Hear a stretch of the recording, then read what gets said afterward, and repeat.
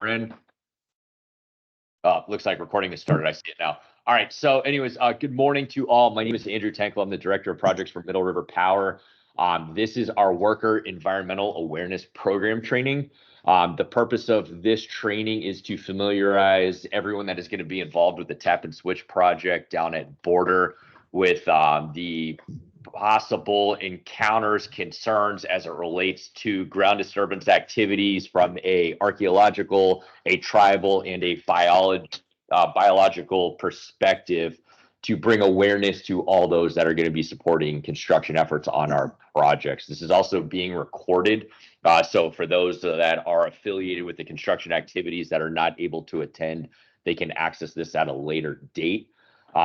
For those of you from Henckels, you've probably already participated in this if you supported any of our Fresno projects, but since this training is site specific, we do ask that your teams do participate in this as well, as the hazards and other things going on at this site are not related to the potential concerns that lie within the Fresno area. As you can see, we have a whole wide panel from Rincon. They are our environmental consultant partners supporting us on these projects. So they're going to take turns kind of going over their respective subject matter expertise to discuss with you all. It's a very interactive session. So if you do have any questions, feel free to ask those that are on the call as well. At the completion of this training, we will send out the links for this.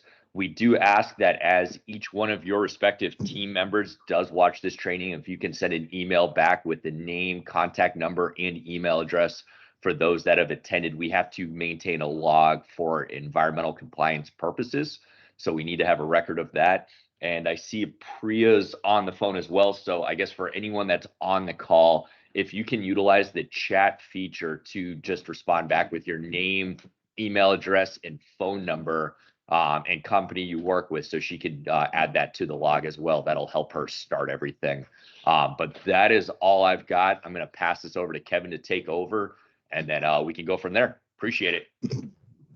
Thanks, Andrew. Welcome, everybody. Glad to be here this morning. Apologies if I'm coughing and sneezing. I'm rather sick, so I'll start this off with a safety moment. And there's stuff going around, so be vigilant out there. It's pretty brutal. But I'm going to open this training up, and then we're going to kick it off to our subject matter experts. We have Matt Gonzalez on the cultural front. We have Jennifer DiCenzo on the paleontological front, and then Ryan Wardle on the biological front. So with that, I'm going to kick off the Border Battery Energy Storage BESS System Project Worker Environmental Awareness Program. All right, what is the Worker Environmental Awareness Program? Most of you have worked on these projects before. You're familiar with them. This outlines procedures and requirements for protection of environmental resources, as I mentioned, including cultural, paleo, biological resources on the project site. It is to provide construction personnel with information regarding the potential to encounter environmental resources and what to do in the inadvertent discovery of those resources. This program is not only due to the project site's archaeological, paleo, and biosensitivity, it's a requirement for project implementation and construction. So everybody who works on the project is required to take this training. This program will also outline the legal obligations to protect archaeological resources and penalties. The goals of this week are straightforward: to be individually responsible in recognizing cultural, paleontological, and biological resources, to know what to do in order to avoid impacting these resources in a negative manner, to recognize and be aware of the potential resources or conditions that might be present on site, and by their awareness, protect the resources on site. And finally, to leave the evaluation of the importance of environmental resources to the specialists. We're here to support you, to support the project, to support MRP, to make sure that we are in full compliance. And that's what the purpose we serve on this project is to help you maintain compliance, answer your questions, and avoid impacting resources, ultimately making the project move smoothly, on time, and on budget. This is a general area of the tap and switch impact area. Now, this just represents the ground disturbance area roughly.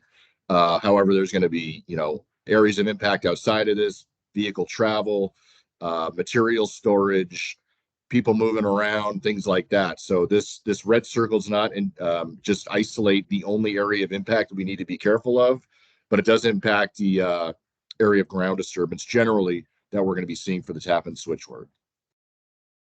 So with that, I'm going to kick off with Mac Gonzalez, our cultural resource expert. He's going to talk about cultural resources, how to identify them, how to avoid them, what to do if you find them. And Matt, just say next slide. I'm driving here, so when you're ready to go to the next slide, just holler at me. All right, thanks, Kevin. Good morning, everyone. Yes, Kevin mentioned, I'm just going to go through quickly about the cultural resources.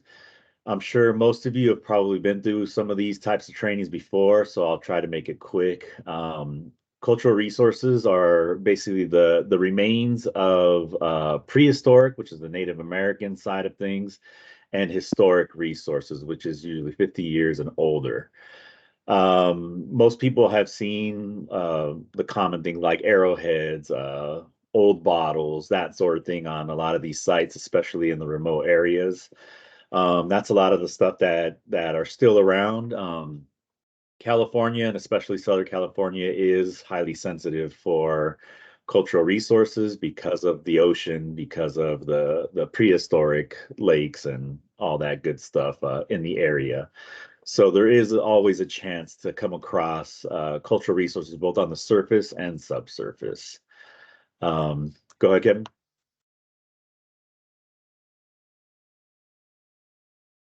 All right. Again, I mentioned the sensitivity of the area. There's always chances to find these sorts of things. Again, the prehistoric, there's some examples of some projectile points or arrowheads here.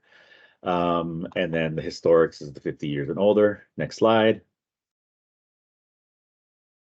There are numerous state and federal laws that protect cultural resources, and they come with various consequences or punishments if you disturb, steal, remove cultural resources and or human remains. They come with everything from jail time to pretty hefty fines. So don't take things, don't disturb things. Let the cultural resources specialists know. Go ahead, Kev. There's some additional penalties and laws here again. Next slide. Here's some examples of some groundstone tools. These were used for food processing. There's also some bowls and metates and stuff like that they would use to grind their seeds and their food. But this is kind of some examples of what they look like. Next slide. Lithic tools, again, projectile points. Some of them can look more like just rocks, like you see on the side on the right. They would use these flakes, kind of break them off a larger stone, make some sharp edges to make some cutting utensils and scraping utensils and stuff like that. So if you see anything that looks kind of unusual with some of these jagged or sharp edges, there's a chance that it could be a tool. So let the cultural resources specialists know that's on site if you see something like these. Next. Middens, shell middens and hearts are a little more difficult to see. Hearts, sometimes you can see a concentration, a circular, usually concentration of rocks, similar to what people do today when they kind of make a rock ring and then put a fire in between it. Sometimes you'll see it. And then here, this photo shows an example of a shell midden where there's shell that's eroding out of, looks like a cut or a little eroded area here. And a lot of times these middens are also associated with some soil change, like in color. So you'll see a gray or darker soil that's kind of coming out from the fire, from the ash when they were burning and processing the food. Next slide.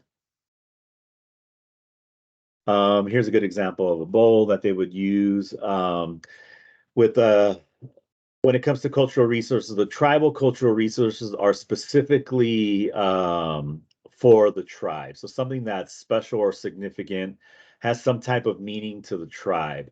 It can be artifacts such as the ones that are photographed here. It could also be something that has to do with like their origin story or something with their past history. So sometimes it could be a trail, sometimes it could be a specific plant, tree, body of water that is significant to the tribe. And the reason is because that's what they would use for food, for sustenance, for survival. And so depending on what happens to be in the area, it could be sensitive for tribal cultural resources. Next. Historic, again, those of you that have worked in remote areas, I'm sure you've seen some piles of cans like this, various bottles, both whole and fragmented.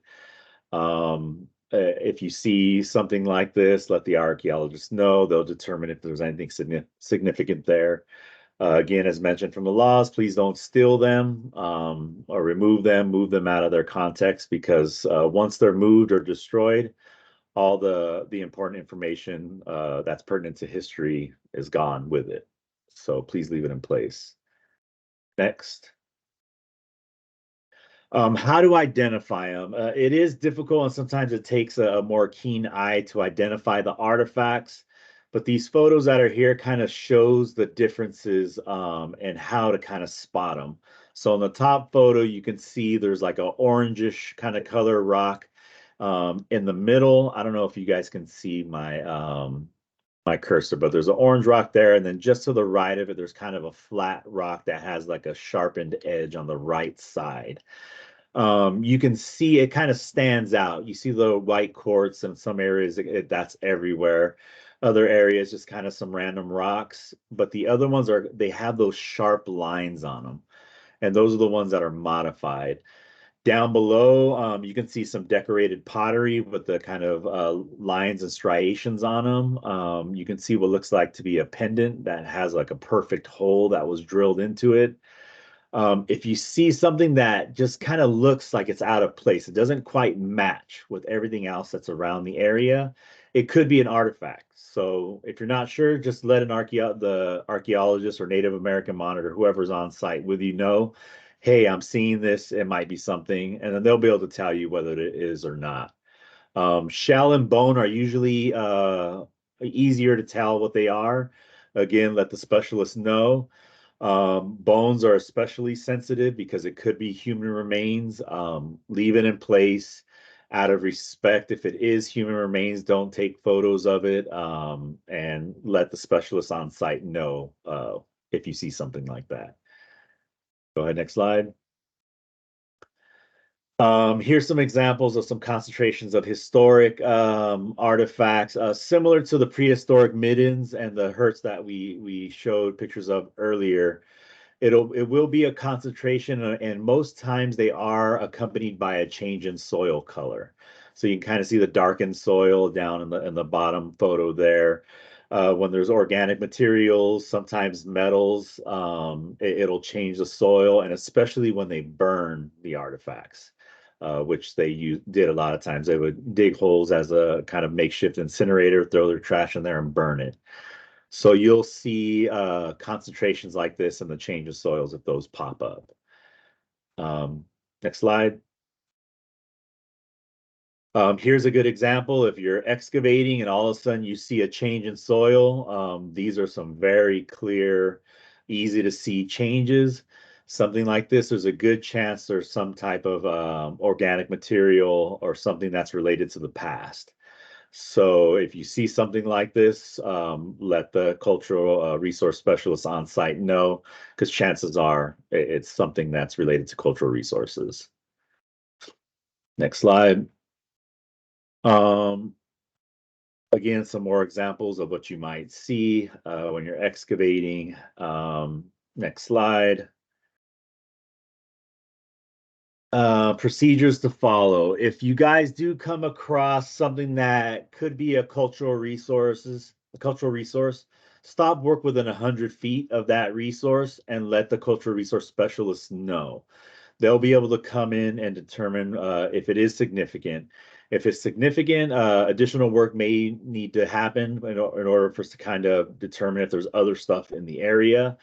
And the cultural resource specialists will be able to divert work. So you guys will be able to continue work outside of this area, but we'll need to kind of come in and do our thing just to make sure that everything that's there is protected if it's significant. If not, we can remove it and you guys can get right back to work. Next slide, I think it goes into more. For human remains, if there's bones that are found and you're not sure, stop work. This can be very sensitive, both for Native American as well as for legal issues. If human remains are found, we'll need to notify the coroner. They'll come and determine whether it's something more recent, like a crime scene that they need to take care of, or Native American burials, where there's some additional steps that need to take place. So it is a process that comes into place. So if human remains are found, we need to stop work immediately within 100 feet, similar to Cultural Resources, and we'll get the process going to help get work moving forward more quickly. Next slide. Let's see. The ground disturbing activities that can impact Cultural Resources is anything that disturbs the ground. It could be grading, it could be excavating, drilling, whether it's hand or mechanical work that's done. So any of those activities, we need to be there to monitor. Next. All right, thanks, Matt. For the first 3 days of ground disturbance on border, we will have cultural and tribal monitors on site.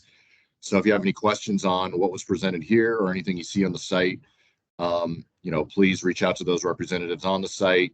And the representatives on site will also reach out to the folks in the field as well. So they'll be available for questions and additional information as we start digging into the ground.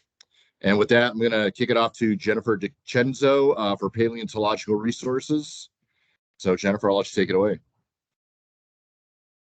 All right, thanks, Kevin. So the Paleontological Resource is going to echo a lot of the similar stuff that you heard from the cultural team right there. So Paleontological Resources, we're talking about fossils. Fossils are typically older than 5,000 years old. And fossils are important because they can teach us a lot about past life on Earth and different things like are listed here. And they can also be really hard to determine in the field. And so that's why we're here to help support you for any kind of paleo resources that pop up. Next slide. So fossils typically aren't found in the upper soil layers like archaeological resources. They're found deeper in actual geologic formations and rock units that underlie that soil layer. This particular project site has a couple of different types of rock that could be there. Of course, we've got that upper surface soil layer, and we have about 4.5 feet of recent sediment that's there, so less than 5,000 years old. And then at about 4.5 feet, we estimate that turns into older sediments that would be much more higher sensitivity. So from the surface to 4, it's low sensitivity, 4.5, it's low sensitivity, and beyond that, it's high sensitivity. So we are able to determine these sensitivities based on what type of fossils have been previously found in those rock units and which have not. And so these are the sensitivities that are specific to this project site. Next slide. So here is a representation of things that you might see. On the right-hand side is something we see very commonly, is a jawbone with teeth in it, because teeth preserve and fossilize really well. The picture on the left here is probably something more that you're going to see in the field, where it's just like light rock kind of sticking out of dark rock. And similar to what Matt was saying about seeing sharp angles and things, those are the kind of things that you want to look for with these fossils, or just kind of, it looks maybe shinier or duller, it's softer, harder. Those are the kind of things that'll trigger that, that might be a fossil. Next slide. Here's some really nice cleaned up fossils that could potentially be found from this particular unit. Again, you see a lot of teeth and skulls and those kind of parts together. And yeah, things that are extinct around here, like rhinoceros, and then things that are still around, like rabbits. Next slide. These are the rules and regulations for why we are on your project.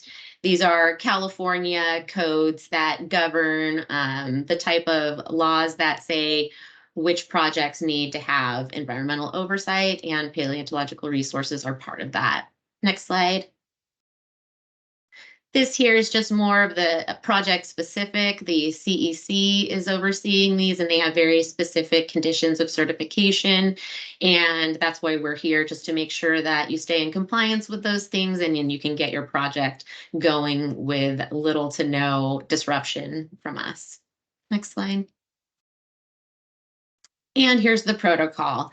If you see something that looks like it might be a fossil, stop work in the immediate vicinity. So you can move over to like another 25 feet even for Paleo Resources. Just block off that area, give us a call. I could meet down at the border in 20 minutes, so I can come check it out. Just pause on that specific area where you're working and call in the expert to come in and say whether it's a fossil or not. Similar to the archaeological resources, you don't want to pick it up or move it. Don't bring it into the office and take a picture of it there and send it to me. Just leave it there. Best thing to do is maybe just put your foot down next to it and snap a shot so I could see how big it is and kind of get a little bit of perspective there and shoot the picture over to me. And I can most often write it off immediately in a picture, and then we can also just come and do a project visit and write it off that way. Next slide. So again, it's just unlawful to damage or destroy fossils during your project. And if you see anything, stop and give us a call. And just another reminder that we're not going to have a paleo monitor on this particular site. So it'll really just be a team effort of everybody looking out for the fossils. Next slide. This is a list of stuff that would damage or destroy a fossil, the same kind of grading, any kind of ground disturbance, subsurface, earthwork. Next slide. Thanks, everyone. Thanks, Jennifer. Appreciate it. So we may encounter paleo resources, we may encounter archaeological resources, but we will almost definitely encounter biological resources on the project. They may impact the project directly or indirectly or not at all. So this is an important kind of a part of this project, not that the others are not, but this is something that is more likely to be involved in the project in my experience, especially with nesting season coming up. So with that, I'm going to kick it off to Brian Wardle, our biological resource expert, on things to look out for and how, excuse me, how best to avoid these resources. So Ryan, take it away. Morning, guys. Let me know if you can't hear me or anything. But yeah, if you want to just go to the first slide. So, you know, kind of just in summary, there's a lot of environmental laws regarding biological resources. So that can be, you know, federal laws, like the Federal Endangered Species Act. California has its own state Endangered Species Act. The Migratory Bird Treaty Act is actually an international treaty between multiple countries just due to the way birds migrate. So kind of at all these different levels, different types of laws and things apply, a lot of different acts. So there's definitely potential to run afoul of those. And that's kind of the goal of what this is for. And what we're trying to do on this is just keep the project moving smoothly and not get tangled up with any kind of issues for any of these. So yeah, next slide. Yeah, you know, there's penalties for individuals as well as for the company as a whole. So, you know, never just assume it's like, I'm going to just take this nest out because it'll keep the project moving along and, you know, whatever. It's like, no, you could be personally liable as well as your company. So it's not ever really good to kind of get involved with any of this. So we're just going to try and do full avoidance, not have any impacts, not get into any of these because, you know, it is both personal and organizationally liable. So yeah, we can move on from that one.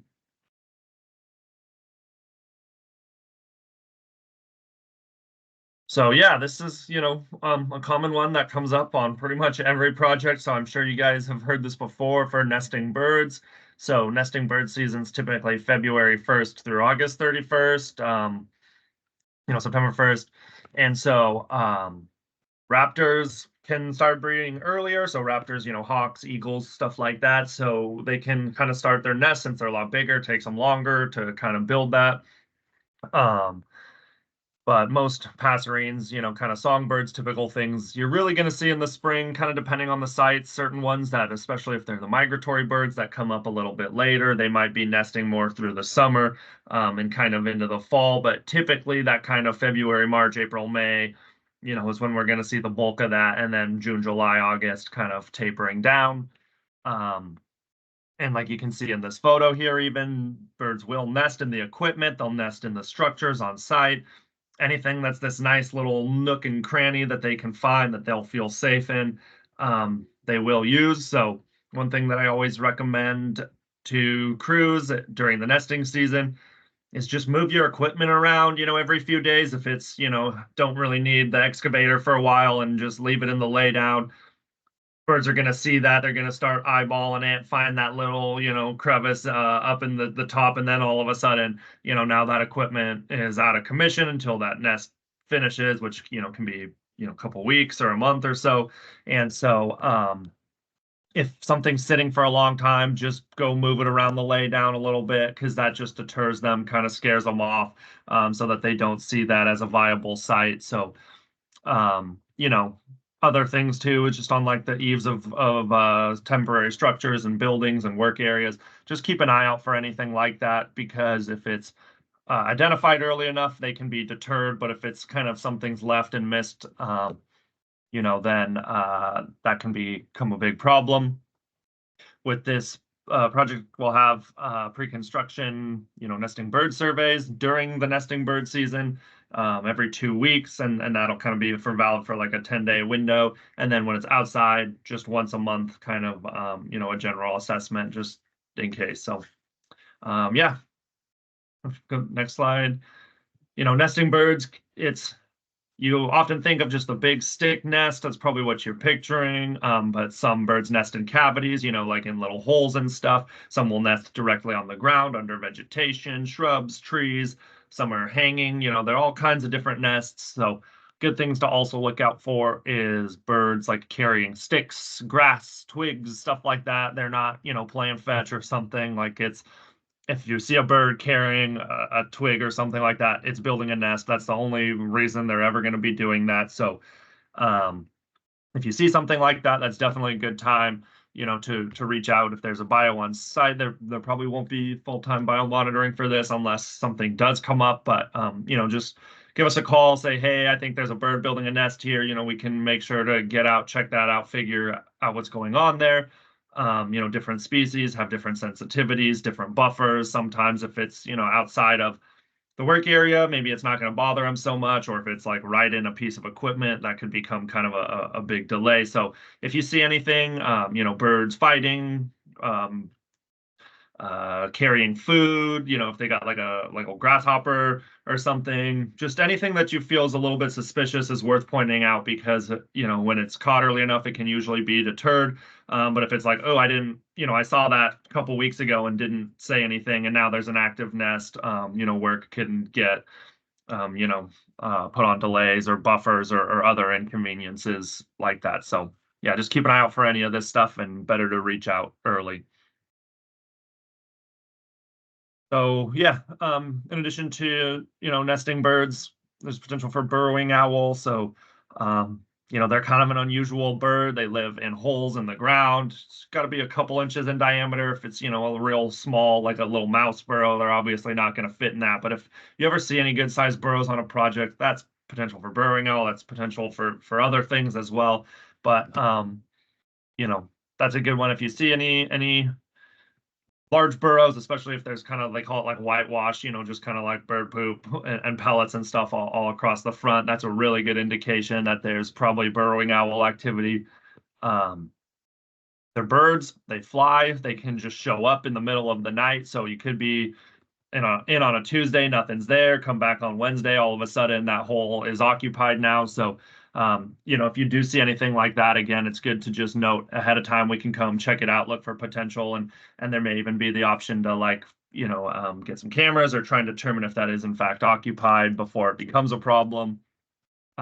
With burrowing owls, again, specifically too, pipes, stuff that you're maybe staging on site that are open, they're going to see that and think this is the best, most solid burrow they've ever seen.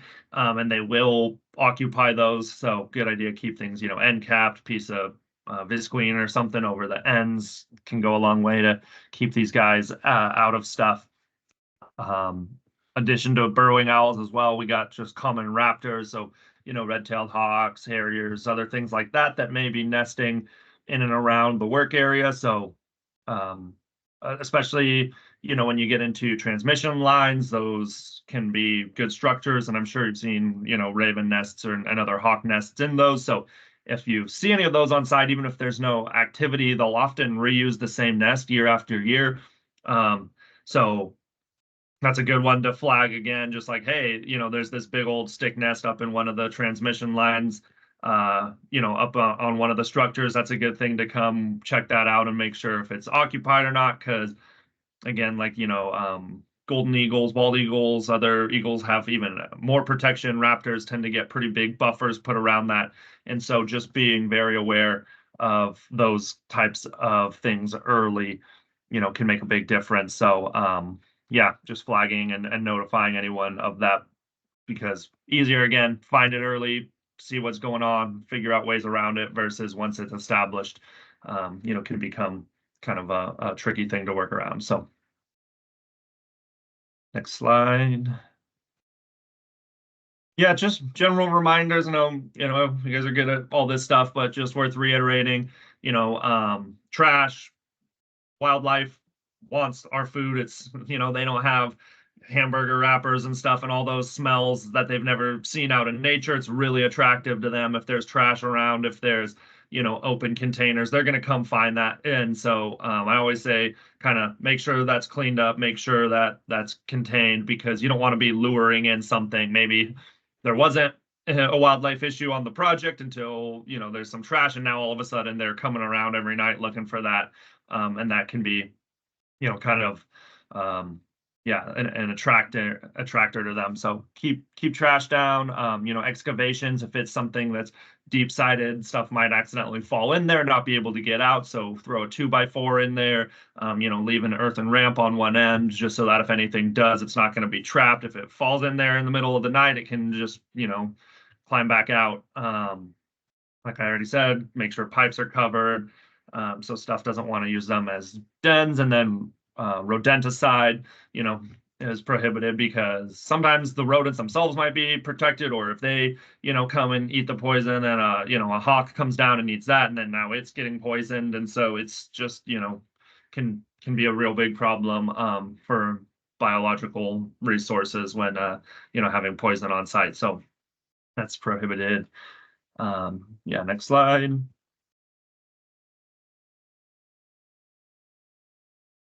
Yeah, and again, it's all stuff you guys have heard, don't pick them up. Don't, if you see a nest, just leave it be. Take, the term take is kind of ambiguous, but that can include, even relocating a species successfully, if it's protected, can be considered take. So like, again, don't be thinking, oh, I was just moving this guy out of the work area because, I thought that was the right thing to do. We didn't want to cause delays. Like, that can still be considered a, take and cause problems with that. So just always better to call it, send some photos of something, be like, just get it, let us know. We'll figure out kind of the best way to handle that. So don't be, moving or handling wildlife on site. Dogs, again, don't have dogs, firearms, these are all kind of standard things. But yeah, nests, anything that's unusual or unclear that you think maybe is biologically sensitive, just, let us know. And we can, figure out how to proceed with that in the quickest and, most compliant way. So, yeah, I think that's everything for bio. Oh, yeah, one more, I think. So obviously removing trees, vegetation, animals can be living in that, especially during nesting season. That's great habitat for birds. If it's just an open grassland and you're, grading, blading through that, overland travel, stuff like that can be disturbing to wildlife that maybe you didn't notice was underground, something like that. Same, for excavating. waters stuff. If there's creeks, if there's even ephemeral drainages, those can be really sensitive for CDFW, Army Corps, Regional Water Quality Control Board, multiple different agencies that can take jurisdiction and require permits. And so anytime there's any kind of waterway, even if it's just a little ephemeral runoff after a storm sort of thing, be real sensitive about that. Again, better to just stop for a second, send some photos, ask some questions rather than accidentally get into something that can become a huge problem down the line. We already covered pipes and trash. Next slide. All right. Oh, Thanks, Ryan. That covers everything Thanks. biological. So just to wrap up some general points of contact, again, my name is Kevin Hostert. I represent the project manager of the project here. I work directly with Ryan, with Jennifer, with Matt. So I'm an excellent kind of connection point if you have general questions. Also, if there are specific individuals on site at the time, ask them questions. If you're uncertain of things, they're right in front of you, so you can talk to them in person. If you got any general questions or specific questions, they'd be happy to talk with you. Josh M is going to, from my understanding, represent MRP on this project. Again, Matt Gonzalez, the cultural point of contact. This is his information here. Paleontological point of contact, Jennifer DiCenzo. Her information can be found here.